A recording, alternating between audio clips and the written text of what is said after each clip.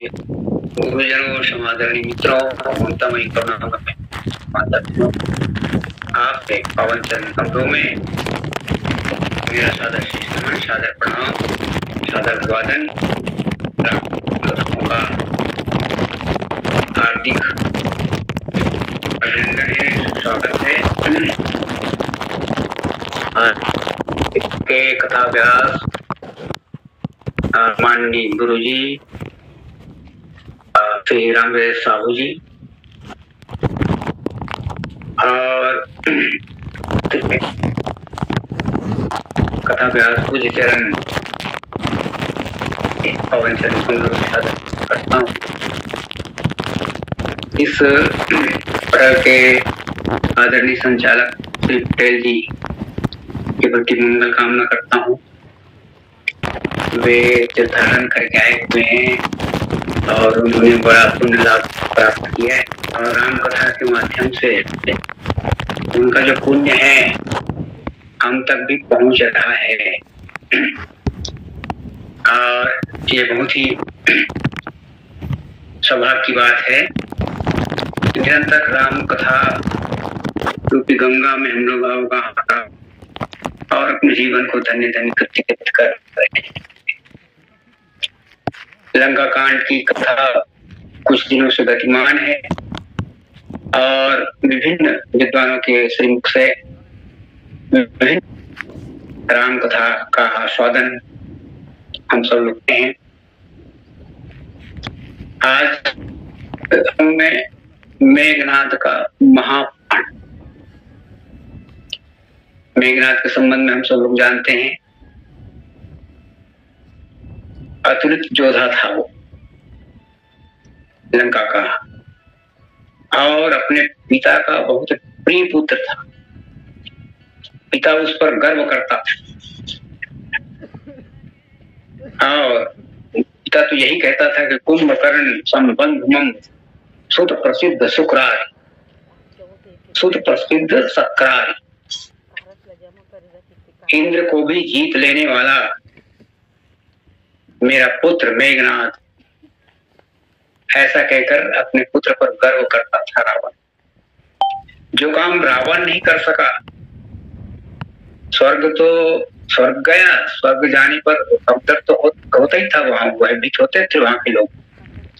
रावण आवत सुने सब कोहा, देवंत के मेर खोहा, देवता गुफा में जाकर के सुरक्षा का अनुभव करते थे। वे जीत नहीं सकते थे। जो काम रावण कर सका था उसे देखना था।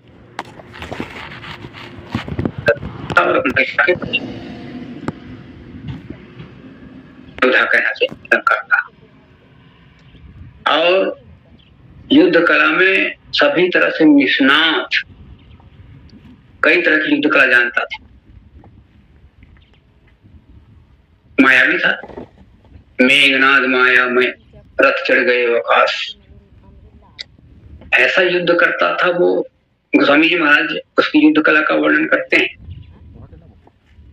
नभ चढ़ी बरसी विपुल अंगारा, वो आकाश में चला जाता था और आकाश से अग्नि की वर्षा करता था। महिमा प्रगट हो ही जलधारा, विपरीत दिशाओं से विपरीत वस्तुओं का आगमन कर देता था। वर्षा ऊपर से होती, अग्नि नीचे जलती, नीचे जलाई जाती है या जलती हुई दिखती है। और वो क्या करता था, वो ऊपर से अग्नि की वर्षा करता था और नीचे से जल। ऐसा योद्धा था कि उसके सामने बड़े बड़े योद्धा टिक नहीं पाते थे। पर उसकी लड़ाई शेष अवतार लक्ष्मण जी से थी। एक बार तो वे भी उनसे परास्त हुए दिखाई देते हैं। अब वो लीला में ही कह लें, वैसे तो वे कितने शक्तिशाली भगवान श्री राम अपने श्रीमुख से कहते हैं, जगमहु सखा निशाचर जेते जगमऊ सखा निशाचर देते, लक्ष्मण अनई निमिष मोहते थे। संसार में जितने भी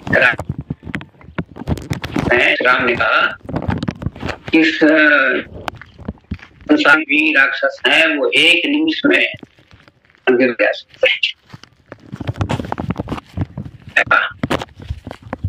एक बार लड़ा और लक्ष्मण को मूर्छित होना पड़ा था।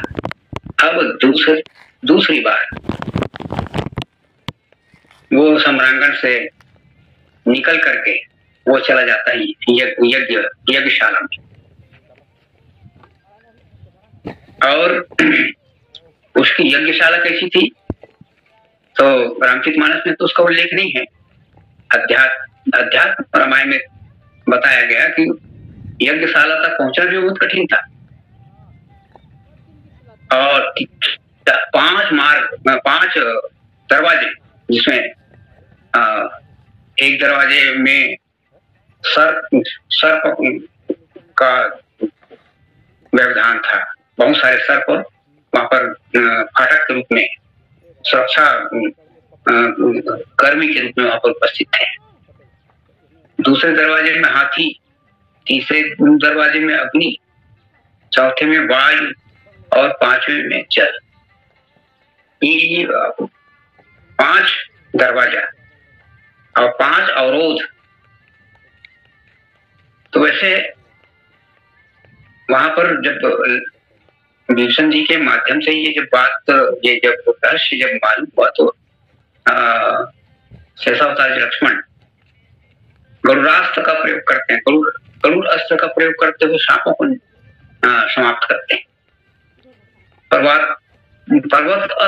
प्रभास्त्र का उपयोग करके वे हाथियों को समाप्त करते हैं। अब पर्जन्यास्त्र का उपयोग करते हैं, उससे अग्नि को बुझा देते हैं। और इसी प्रकार हनुमान जी महाराज वहां पर उपस्थित थे। हनुमान जी महाराज ने वायु का जो व्यवधान था, वायु को पी करके वे वायु के व्यवधान को समाप्त कर देते हैं। और फिर उसके बाद लक्ष्मण जी फिर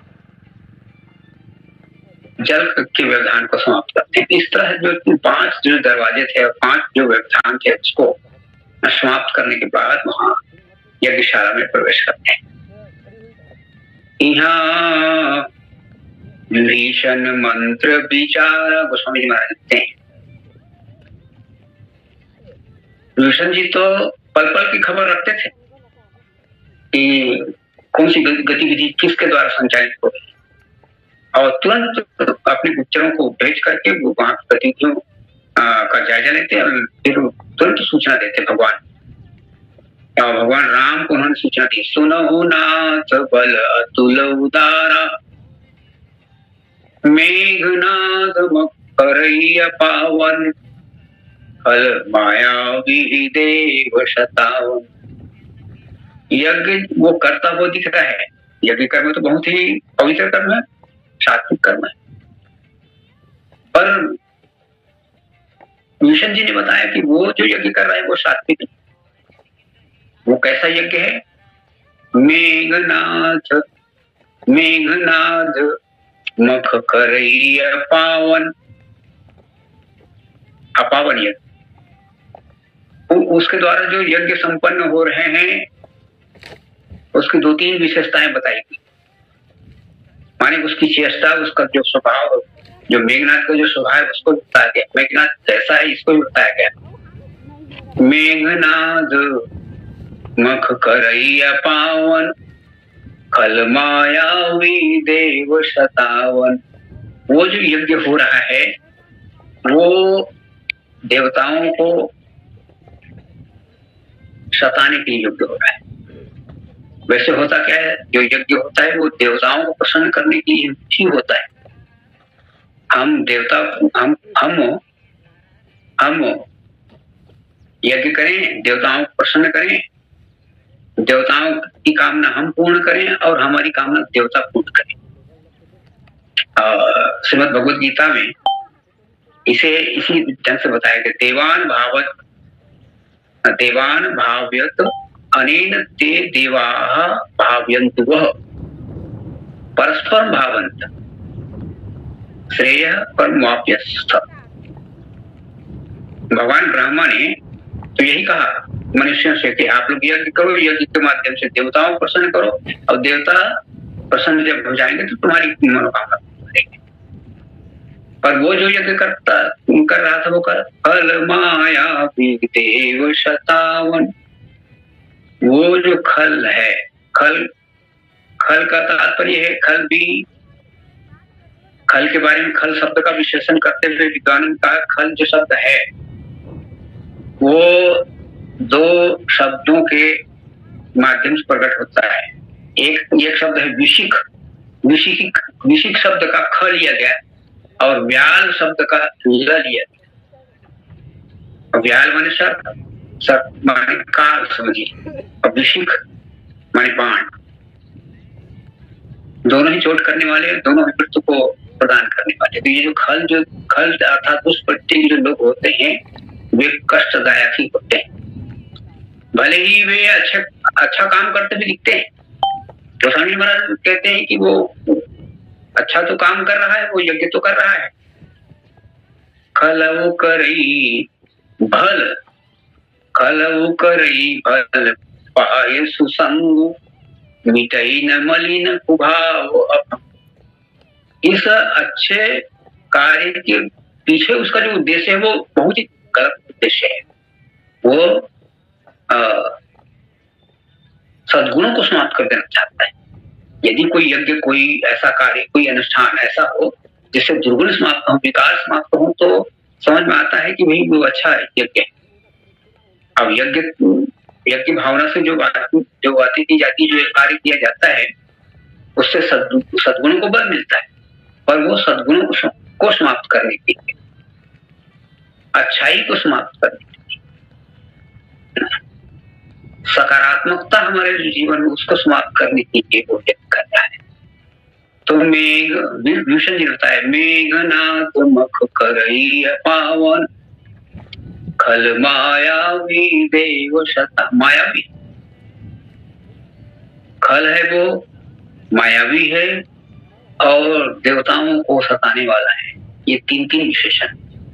अब यज्ञ जो हो रहा है वो पावन यज्ञ नहीं है, अपावन है। और वहां जब सब लोग गए, भगवान राम के दल के लोग लक्ष्मण जी के नेतृत्व में, तो सब लोगों ने देखा क्या, आहुति देत रुधिर और भैंसा। वहां रक्त की आहुति दी जा रही है, मांस की आहुति दी जा रही है। सात्विक यज्ञ में ऐसी आहुति दी जाती है क्या? नहीं। तो वहां किस तरह के कार्य हो रहे हैं? तो विभूषण जी ने बताया कि वो यज्ञ यदि पूर्ण होता है वो तो अपवित्र यज्ञ है, वो अपवित्र यज्ञ है। वो यदि सिद्ध हो जाता है तो नाथ बेगी पुण्य जीत न जाई, फिर उसको शीघ्र जीतना बहुत मुश्किल होता। जीत तो सकेंगे उस, जैसे विजय श्री तो मिलेगी उस पर विलंब होगा, उसको जीतने में बहुत समय लगेगा। और तब फिर भगवान राम क्या करते हैं, सुनि रघुपति अतिशय सुखमान बोले अंगदादि कपिनान। अंगद आदि बहुत से वानरों को भगवान राम बुलाते हैं और सबको निर्देशित करते हैं कि लक्ष्मण संग जाओ सब भाई करहु विध्वंस यज्ञ कर जाई। आप सब लोग लक्ष्मण जी के साथ जाइए और मेघनाथ जो अपमान यज्ञ कर रहा है उसको ध्वंस कीजिए। और लक्ष्मण जी को भगवान राम ने बताया कि तुम लक्ष्मण मारे उड़न वो ही। लक्ष्मण तुम उसको जरूर मारना, इस बार जरूर मारना। तुम लक्ष्मण मारे उरन, पहली बार तो भगवान राम ने ऐसी आज्ञा दी नहीं थी, और आज्ञा मिल भी, लक्ष्मण जी ने आज्ञा दी थी, पर आज्ञा लेते लेते भगवान के चरणों में उन्हें नमन करना भूला था। वे भूल गए कि प्रभु को मुझको प्रणाम करना है। उस समय हुआ क्या था, आय सुमांग राम पयंग दाती कपि साथ, लक्ष्मण चले क्रुद्ध हुई बाण सरासन हाथ। पहली बार जब युद्ध की मेघनाथ से युद्ध के लिए जब लक्ष्मण जी चले थे, तो उस समय बहुत क्रोधावेश में चले थे। आया तो भगवान, आज्ञा तो भगवान से उन्होंने ली थी, परंतु भगवान को उन्होंने प्रणाम नहीं किया था। अब जब चल रहे हैं वहां से, तब गोस्वामी महाराज लिखते हैं, रघुपति चरण नाय सिर, रघुपति चरण नाय सिर, चले तुरंत अनंत। जैसे ही भगवान की आज्ञा मिली, भगवान के चरणों में प्रणाम करते हैं और अनंत जगदाधार जैसा अवतार लक्ष्मण जी वहां से चल पड़ते हैं। और साथ में कौन कौन है, अंगद नील मयंद नल, संग सुभट हनुमंत। हनुमान जी महाराज जैसे सुभट, अंगद, नील, मयंद, नल इत्यादि योद्धा लक्ष्मण जी के साथ चले जा रहे हैं। और विभिन्न व्यवधानों को पार करते हुए ये वानर समूह लक्ष्मण जी के साथ वहां यज्ञशाला में पहुंचते हैं। उन्होंने देखा, जाई कपिन सो देखा वैसा, आहुति देत रुधिर अरु भैंसा, इन कपिन सब जग विधंसा, जब न उठई तब करई प्रशंसा।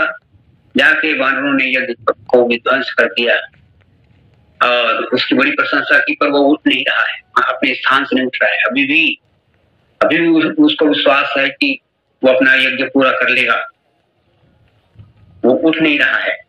तदपि न उठे धरे कच जाई, उसके बालों को, उसके केस को पकड़ करके उसको खींचते हैं, मेघनाथ को खींचते हैं वानर।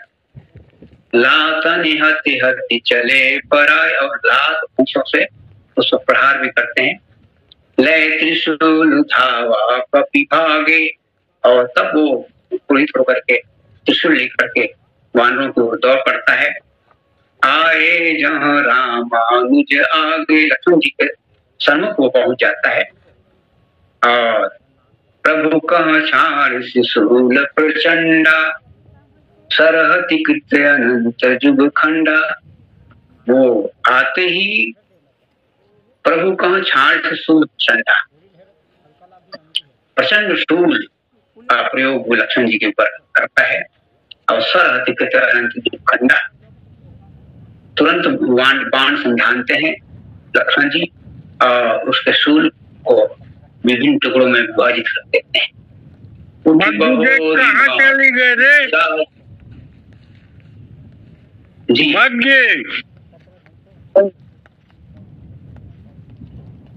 जी जी जी।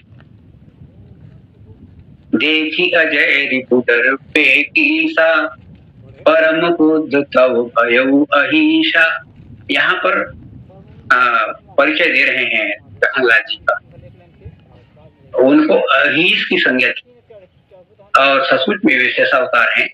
लक्ष्मण जी भगवान शेष के अवतार हैं, जो सहस शीस अहिष महीधर, लखन सचराचर धनी।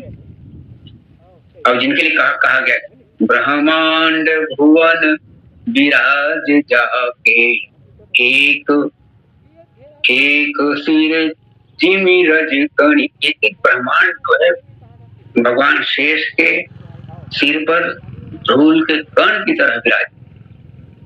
ऐसे भगवान शेष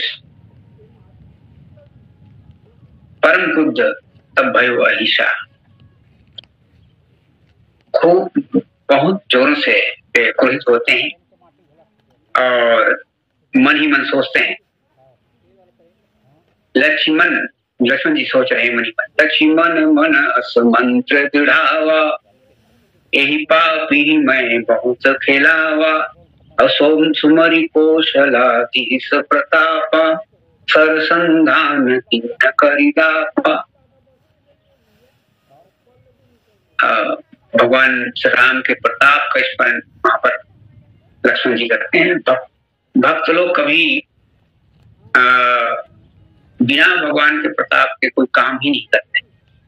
बहुत से ऐसे भक्त हैं जैसे लक्ष्मण जी को जनकपुर में जब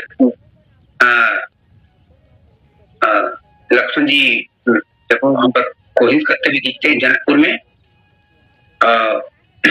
महाराज जनक जी विषाद में पड़ गए, धनुष नहीं टूट रहा है, और तो 6-7 साल लक्ष्मण जी क्रोधित होते हुए दिखे और उन्होंने यही कहा कि तौरों छत्रक दंड जिमी तो प्रताप बलना, भगवान के प्रताप का स्मरण। ऐसे ही अंगद जी जब रावण दरबार में पहुंचे तो उन्होंने अपने पद का रोपण किया दरबार में, तो किस बलबूते पर, वहां पर भी गोस्वामी जी महाराज लिखते हैं, समुझी राम प्रताप करी कोपा, राम जी के प्रताप का स्मरण करके भक्ति प्रवृत्त होते हुए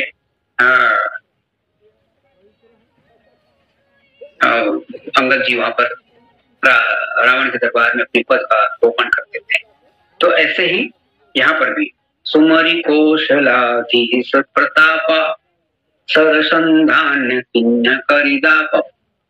शेषावतार लक्ष्मण जी अपने धनुष में बाण का संधान करते हैं।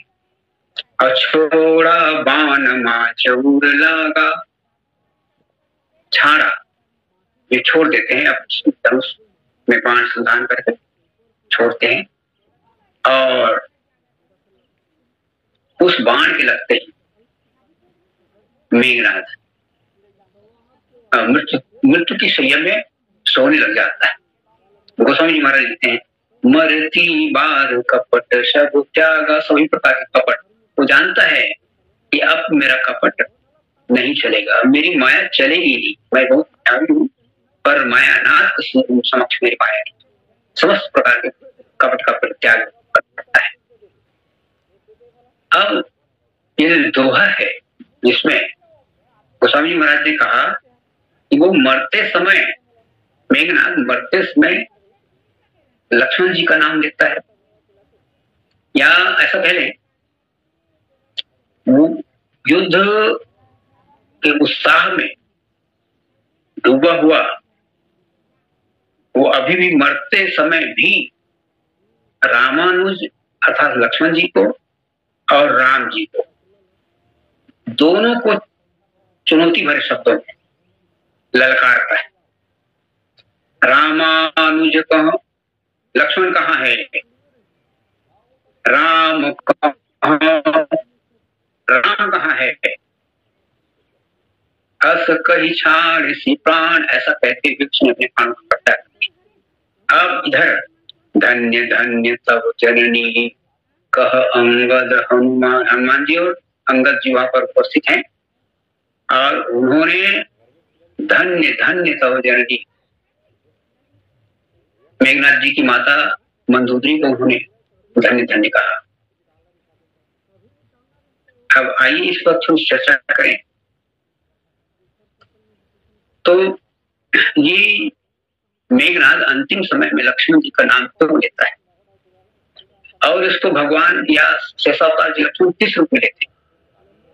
भगवान के संबंध में हम लोग सब लोग जानते हैं, वो अजामिल डरा हुआ था, वो अपने पुत्र को पुकारा, उसके पुत्र का नाम नारायण था, पुत्र को पुकारा और यमदूत आ गए लेने की, उधर से भगवान विष्णु के दूत भी आ गए। नहीं, इन्होंने तो हमारे स्वामी का नाम लिया, श्री विष्णु जी का नाम लिया है। तो बस ऐसे ही भगवान इतने कृपालु हैं, मुक्ति तो देना ही है भगवान को, मेघनाथ को मुक्त करना ही चाहते हैं भगवान। जैसे रावण मरते समय भी तो ऐसे ही करता है, कहाँ राम प्रचारी घर जीव मरत घोर रव भारी, बस ऐसे ही जैसे और गर्जना करते हुए राम कहाँ है, उसको मैं युद्ध में पछाड़ूंगा, ऐसा कहते हुए जैसे रावण अपने प्राणों का परित्याग करता है, वैसी यहाँ पर मेघनाथ भी अपने प्राणों का परित्याग करता है। पहले वो लक्ष्मण जी का नाम लेता है और उस भगवान श्री राम का नाम लेता है। और भगवान तो बड़े कृपालु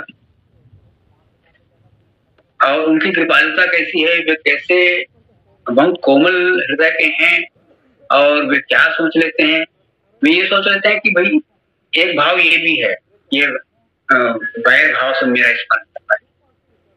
जब वो इसको मुक्ति मिली मेघनाथ को, या कोई निशाचर से मुक्त हुआ, या रावण या कुंभकर्ण मुक्त हुआ, तो उमा जी को कथा सुनाते हुए भगवान शिव जी ने कहा कि माता जी पूछती हैं कि महाराज ये वैर भी कोई भाव है?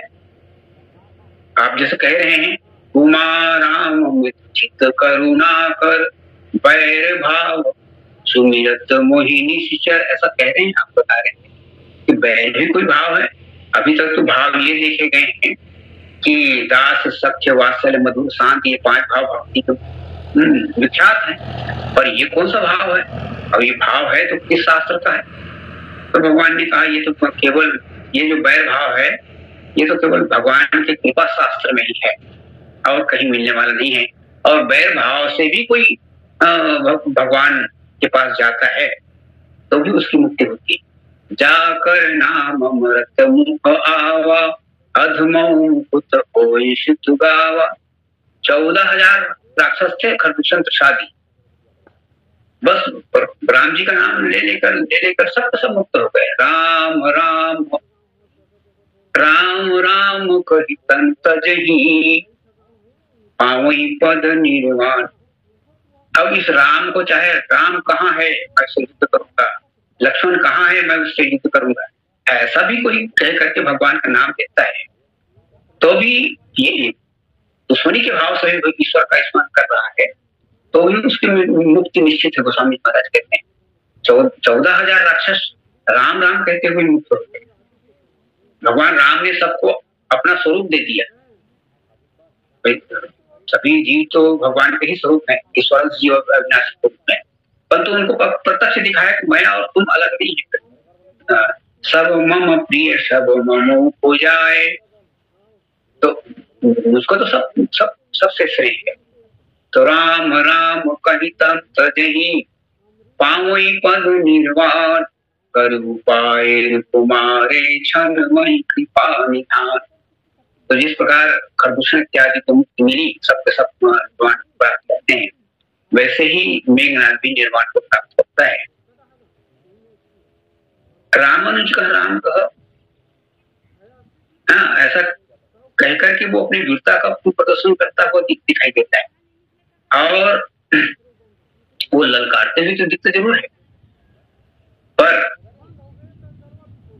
फिर ललकारने में जो श्रद्धा है वो उसकी श्रद्धा जो प्रकट होती है भगवत चरणों में, तो उसका जो स्नेह है वो प्रकट होता है। अभी तो मरती बार कपट सब त्यागा, यहाँ पर गोस्वामी महाराज सभी कपट को त्याग कर चुका है। जैसे मारीच भी प्रथम ही लय लक्ष्मण, तो जैसे अभी यहाँ पर रामानुज कह करके बाद में राम जी का नाम लेता है मेघनाथ, वैसे ही मारीच ने भी इसे किया। प्रथम ही लय लक्ष्मण कर नाम अपाछे सुमिर श्रीमन महु राम अंतर प्रेमता सुपहिचाना मुनि दुर्लभ पति न सुजाना। तो इस तरह जिस तरह मारीच अपने कपट का परित्याग करता है, वैसे ही अपने कपट का परित्याग मेघनाथ भी करता है। और तुलसी अपने राम को खींच, तो जो भावना है हमारे अंतःकरण, यदि जिस किसी भाव से हम ईश्वर के नाम को स्मरण करते हैं तो निश्चित रूप से हमारी मुक्ति है, हमारी आएगी।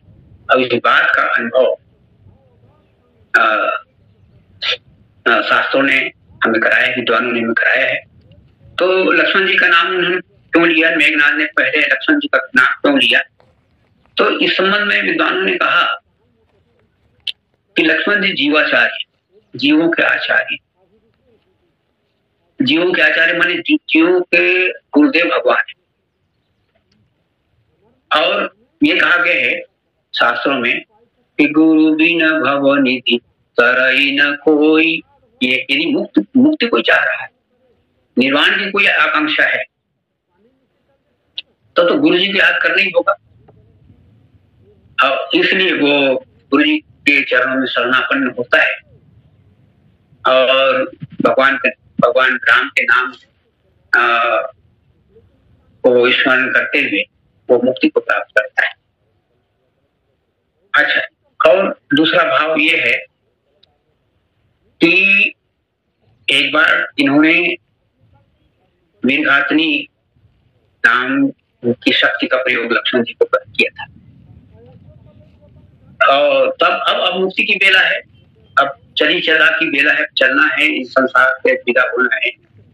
और वैर भाव का वो सब पर त्याग कर चुका है, कपट भाव उसके हृदय से निकल चुके हैं। और इसलिए वो क्षमा याचना कर रहा है एक प्रकार से, लक्ष्मण जी का नाम लेकर के। विद्वानों ने ऐसा कहा, एक बार वीरघाती शक्ति का प्रहार ये किया था तो मैंने अवज्ञा हुई थी,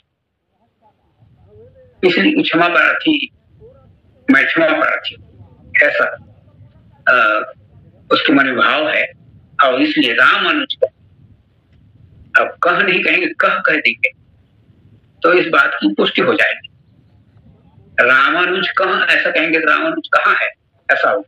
और रामानुज कह माने लक्ष्मण जी का नाम कह करके ऐसा होगा।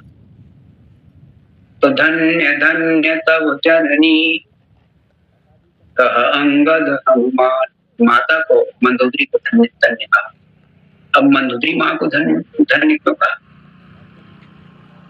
माता को धन्य कहा क्योंकि उसने ऐसा पुत्र जना है जो राम जी का नाम और लक्ष्मण जी का नाम स्मरण करते हुए आज अपने प्राणों का विसर्जन कर रहा है, उसका देह विसर्जित हो रहा है और वो मुक्ति को प्राप्त, इसलिए तुम्हारी माता धन्य है। और दूसरा भाव ये है कि एक वीर समर मरण पुनि सुर सवितीरा, यदि समर में, युद्ध क्षेत्र में किसी की मृत्यु हो रही हो तो वो बड़ा वीर है, बहादुर है, उसकी वीरता की प्रशंसा होनी चाहिए। वो कायर नहीं है। और कायर नहीं, इसका तात्पर्य यह है कि मेघनाद जैसे वीर पुत्र की जननी है मां मंदोदरी। जननी जने तो अस जने कै दाता कै सूर, नाही तो तू बांझ रह काहे गवा बहनू। तो एक वीर पुत्र की प्रसूता जननी है, इसलिए यहाँ पर हनुमान जी और अंगद जी मंदोदरी माँ को धन्य धन्य कहते हैं। और फिर एक तरह से देखें तो राजमाता मंदोदरी राम भक्त है, माता को धन्य इसलिए कहा है। अब रावण के प्रत्येक कार्यों की उन्होंने भर्त्सना की है, प्रत्येक बुरे कार्यों। इससे ऐसा लगता है कि उसके अंतःकरण में शतगुण था। लंका की नारियों को हम लोग देखें, एक तो सती सुलोचना है जो मेघनाद की धर्मपत्नी थी। यदि उसको छोड़ दें तो ये तीन जो नारी पात्र, त्रिजटा, ये सतोगुणी है। राजमाता मंदोदरी ये रजोगुण।